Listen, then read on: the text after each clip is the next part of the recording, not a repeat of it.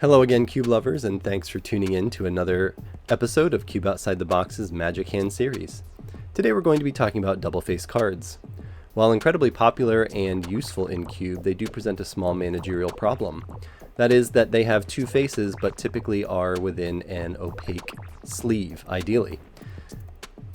These double-face card placeholders that I make present an elegant solution, both for the draft and for gameplay. During draft, it allows the drafter, especially newer players, to read both sides of the card before choosing whether or not to draft it. They can do this without giving away that they're looking at a double-face card because they don't have to unsleeve it or ask to see the back of the card. During gameplay, having them in opaque sleeves means that you can easily shuffle them right into your deck. You can see both sides again so that when you play them, you know what you're getting into.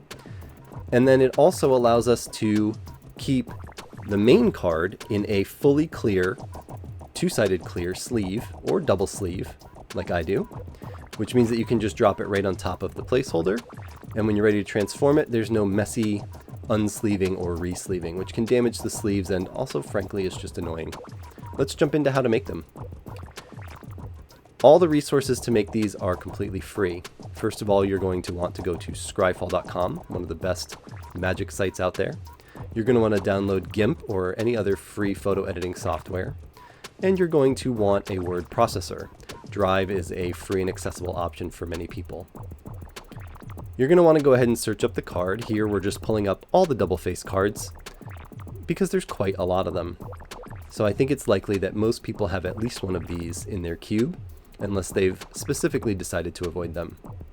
For today's example, we're going to go ahead and use one of my favorites, Delver of Secrets. Great card. It's tempting to right-click on the image and say Save Image As, but I'm going to discourage you from doing that as it's a low-res file. Instead, go down to the bottom right and click where it says Download PNG. Just below that, you should see an option to download the back image as well. Click Show in Folder to find where these went. Usually its default is your downloads folder. Go ahead and download GIMP. I've already done that, of course. Do the setup and open it up. You'll have a blank document here.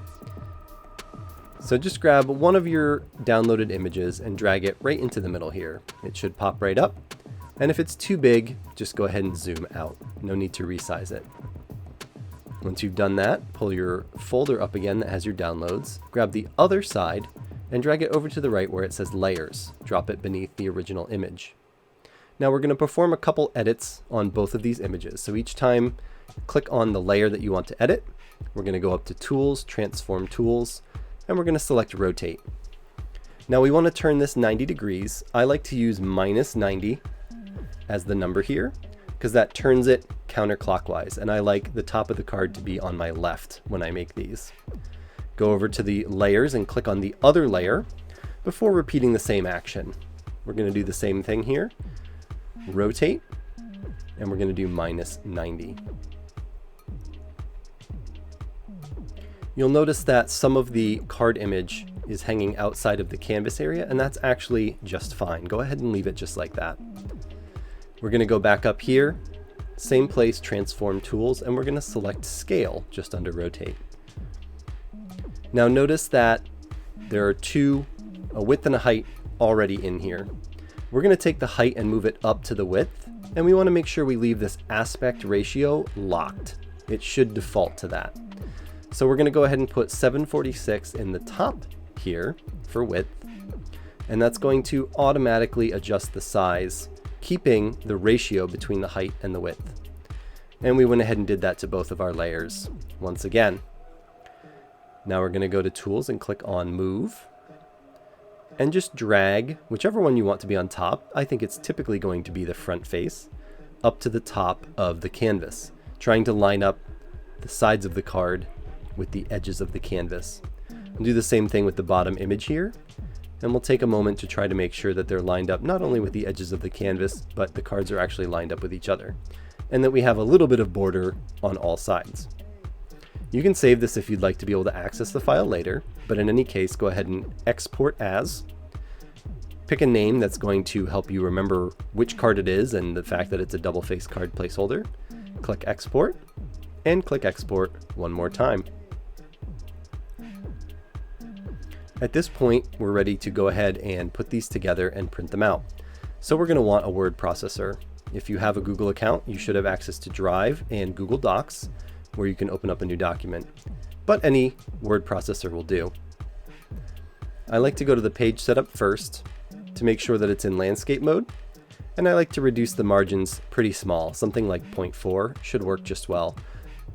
That should let you fit multiple copies on the piece of paper pretty tightly, so that you don't waste any paper. Once again, we're just going to go ahead and drag this DFC placeholder image right onto the paper. Now it's obviously far too big. So we're going to go up to the top and we're going to click on Image Options. Over on the side, it'll say Size and Rotation. And what we'd like for the width is 2.5 and for the height 3.5 or whatever it automatically defaults to. Again, we kept the lock aspect ratio selected because we want to keep the same ratio between the width and the height.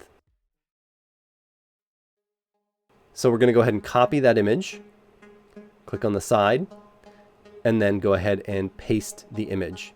If you're familiar with the keyboard shortcuts, of course, you can use Command-C or Control-C, depending on whether you're on a Windows or Mac unit, and then Command or Control-V to paste them. Once we've got ideally 8 on the page, sometimes it'll be 6 if your margins aren't big enough, and it also depends a little bit on your printer. We're going to go ahead and click Print.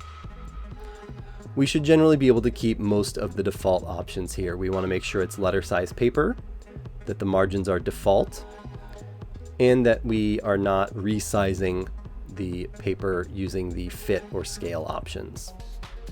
So once that's all good, we're going to go ahead and hit Print. And that's going to pop right out. Obviously, if you don't own a printer, you're going to have to find a way to print these, but there are multiple easy options out there.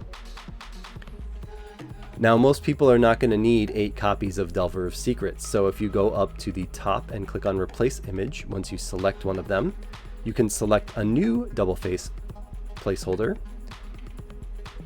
and it will pop it in for you without you needing to do any resizing, copying, pasting, or moving. So if you've made a bunch of these, you can go ahead and fill up your sheet with all different placeholders. And again, we're just going to go ahead and print this out using all the same options as before, making sure that we see all 8 of them on the page here and that they're not cut off on multiple pages. Once you've got the printouts, you're going to need some way to cut them out. I like using a paper cutter for the precision, although they are pretty expensive, which is why I have this dinky little one. Scissors, X-Acto knife, or any other sharp, precise cut will work just fine. Just please be careful with your fingers. I don't think you need to be super precise with your cuts as long as you get most or all of the white part of the paper out of the way and leave at least a little bit of the black border around. But of course, if you have the time and patience and coordination, you can be as careful and precise as you'd like. We're going to go ahead and just trim off a tiny bit of extra white there. The reason I like to have the black border is that I think the best way to sleeve these up is with a basic land. Basic lands are cheap and easy to get a hold of. There's plenty of them around, and unlike a token, they have a Magic the Gathering card back, so if your sleeves aren't quite opaque, it will not look any different from the rest of your cards. So there you go. That's all you need to do to make a double-face card placeholder. There are plenty of resources in the show notes. If you have any questions, please feel free to drop them in the comments or send me a message. Please go ahead and hit all of the buttons, the like, follow, and subscribe. Stay safe and healthy, and we'll see you next time.